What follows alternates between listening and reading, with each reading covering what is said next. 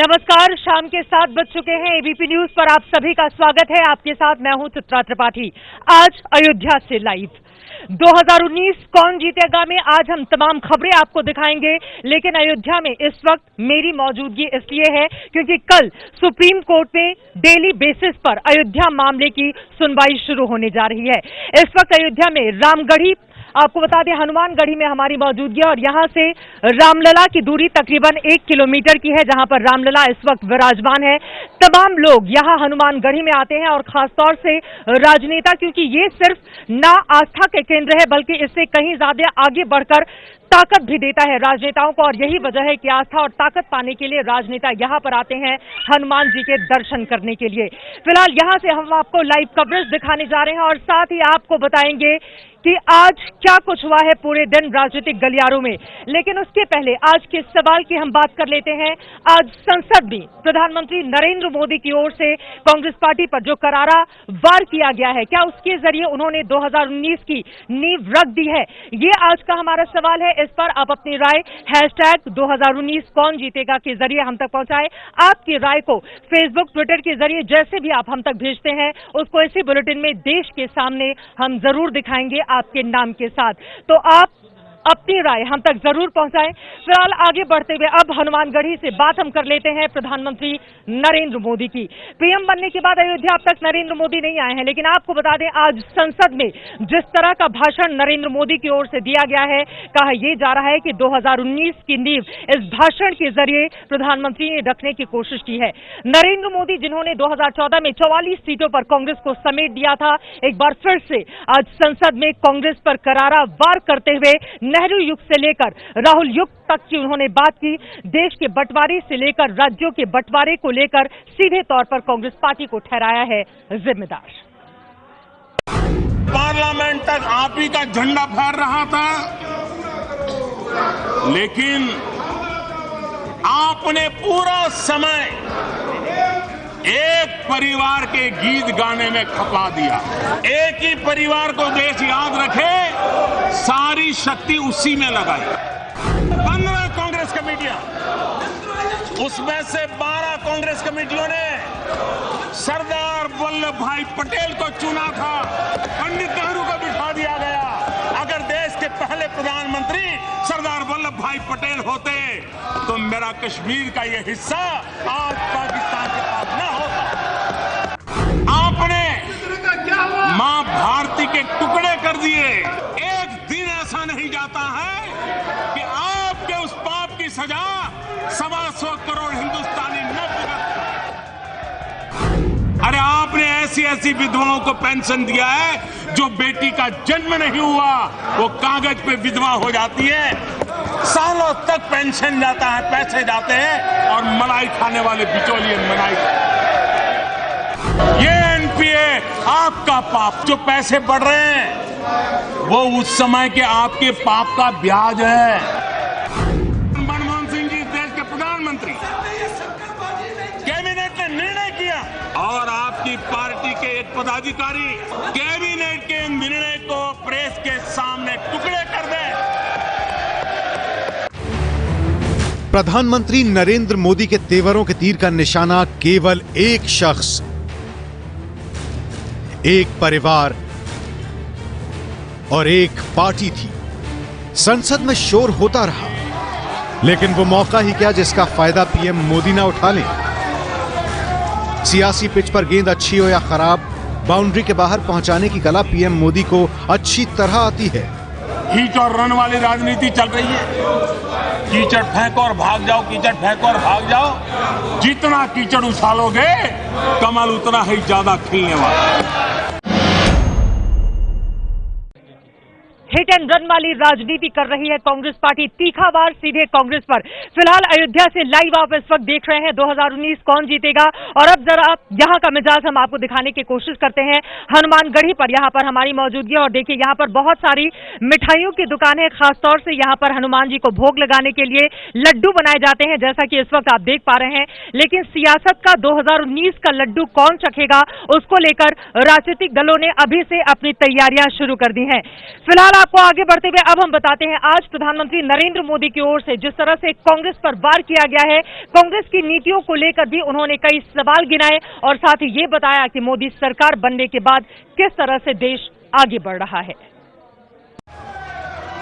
PM Modi राष्ट्रपति के अभिभाषण पर धन्यवाद देने आए थे, लेकिन एजेंडा 2019 के चुनावों का तय कर दिया। मोदी की जुबान से कांग्रेस पर अग्नि बाणों की बौछार हो रही थी। आपके चरित्र में है, जब भारत का विभाजन किया आपने, देश के टुकड़े किए और जो जहर बोया, आज आजादी के 70 साल के बाद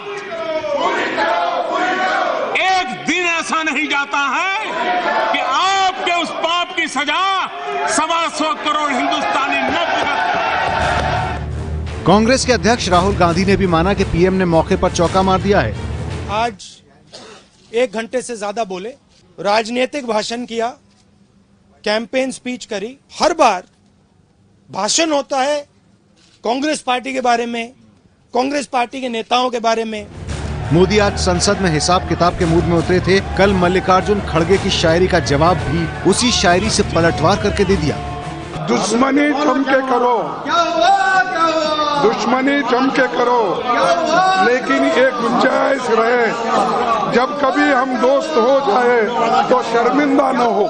जरूर मानता हूं कि कर्नाटक के मुख्यमंत्री जी ने आपकी ये गुहार सुन ली होगी। जी चाहता है सच बोले, जी बहुत चाहता है सच बोले, क्या करे हौसला नहीं होता। संसद की पिच से विपक्ष पर तीरों की बौछार करके पीएम मोदी ने बढ़त ले ली है। युद्ध नीति में पहला मजबूत प्रहार दुश्मन के मनोबल पर असर डालने वाला होता है, इसलिए मोदी ने आज जोरदार हमला बोला है। यानी इस हमले से कांग्रेस कुछ दिन तक हिली हुई जरूर दिखेगी। आगे बढ़े उसके पक्ष में आज भी हम हैं। कुल मिलाकर कहा यह जा रहा है कि नरेंद्र मोदी ने अपने आज के इस स्पीच के जरिए 2019 के लिए मनोवैज्ञानिक बढ़त कांग्रेस पार्टी पर हासिल कर ली है। फिलहाल लोकसभा में प्रधानमंत्री मोदी के स्पीच के बाद राहुल गांधी ने ट्विटर पर कविता के जरिए नरेंद्र मोदी पर निशाना साधा। क्या कविता उन्होंने लिखी वो अब मैं आपको बताती हूं। बहुत लंबी थी साहेब की बात, सदन में दिन को बता दिया रात, अपनी नाकामियों पर डाले पर्दे, अफसोस भाषण से गायब थे देश के मुद्दे, प्रधानमंत्री जी चुप्पी कब तोड़ेंगे, राफेल डील पर आखिर कब बोलेंगे।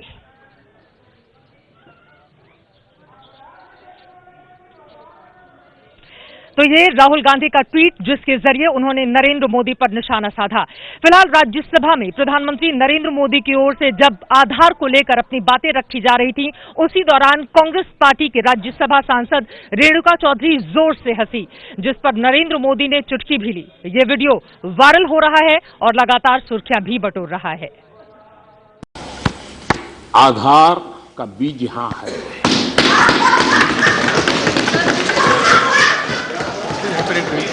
20 साल पहले नहीं, some 20 people have साल got पहले प्रधानमंत्री जी 1 मिनट, प्रधानमंत्री जी 1 minute. Now I would like to tell everyone, what happened to you? No, if you have some problem, go to the doctor, please. ऐसा मत करें. Sit down, Renuka, sit down. This is not the way. I have to name you, please. Don't do that. अध्यक्ष जी, Please. सभापति जी, सभापति जी, रेणुका जी को suggesting to आप कुछ मत कहिए। to the office and also to media सभापति जी, not to report such a loose talk and unruly behavior. Please. सभापति जी, मेरी आपको प्रार्थना है, रेणुका जी को कुछ मत कीजिए। रामायण सीरियल के बाद ऐसी हंसी सुनने का आज सौभाग्य मिला है।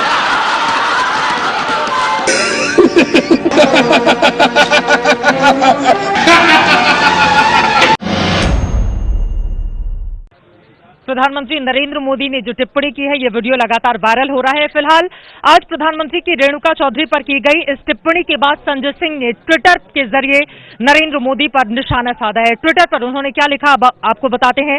प्रधानमंत्री जी ने रेणुका चौधरी जी की हंसी की तुलना रावण से की।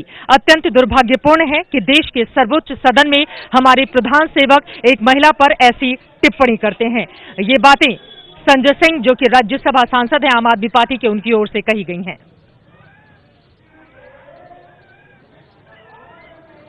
वहीं प्रधानमंत्री नरेंद्र मोदी ने राज्यसभा में एक बार फिर से एक देश एक चुनाव की वकालत की।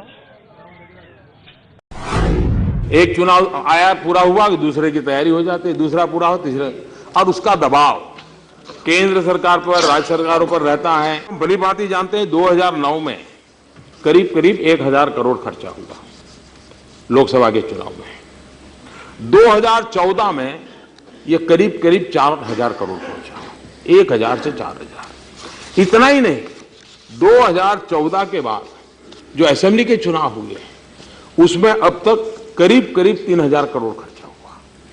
अब ये हम कल्पना कर सकते हैं, भारत जैसा देश जहां गरीबों के लिए बहुत कुछ पहुंचाना अभी हमारी जिम्मेवारी है, और हम चुनावों के अंदर हमारे यहां 1 करोड़ से ज्यादा लोग 9,30,000 पोलिंग स्टेशनों पर उनकी ड्यूटी लगती है। बहुत बड़ी मात्रा में सिक्योरिटी फोर्सेस चुनाव प्रबंधन में ही लगे रहते हैं। सिक्योरिटी के मसले, नई नई चैलेंज उभरती जाती है और हमारा फोर्स बस उसी काम में लगा रहता है। ये पक्षापक्षी से परे का विषय है, देश हित के विषय में। हो सकता है इसमें मतभेद भी हो, लेकिन तर्क की चर्चा तू मैं से ना हो, एक प्रामाणिक पवित्रता से हम बहस करें, मिल बैठ के कोई रास्ते खोजे। लगातार बीजेपी की ओर से, प्रधानमंत्री की ओर से एक देश एक चुनाव की बात कही जा रही है। क्या ऐसा आगे आने वाले वक्त में संभव होगा, ये देखना रहेगा काफी ज्यादा महत्वपूर्ण। फिलहाल हर रोज इसी बुलेटिन में देश से हम सवाल पूछते हैं और देश का मूड में हमारा आज का सवाल एक बार फिर से वही है, क्या प्रधानमंत्री नरेंद्र मोदी 2019 में फिर से बनेंगे प्रधानमंत्री? आज के हमारे पोल में देखें जो आंकड़े सामने आए हैं, 62% लोगों ने हाँ में जवाब दिया है, जबकि 38% लोग ऐसे हैं जिनको लगता है कि नहीं, ऐसा संभव नहीं है। आप भी वोट लगातार हमें करें, आपकी राय कहीं ज्यादा इंपॉर्टेंट है और उसको हम देश का मूड के सर्वे के जरिए देश के रखेंगे सामने। ये है एबीपी न्यूज, आपको रखे आगे।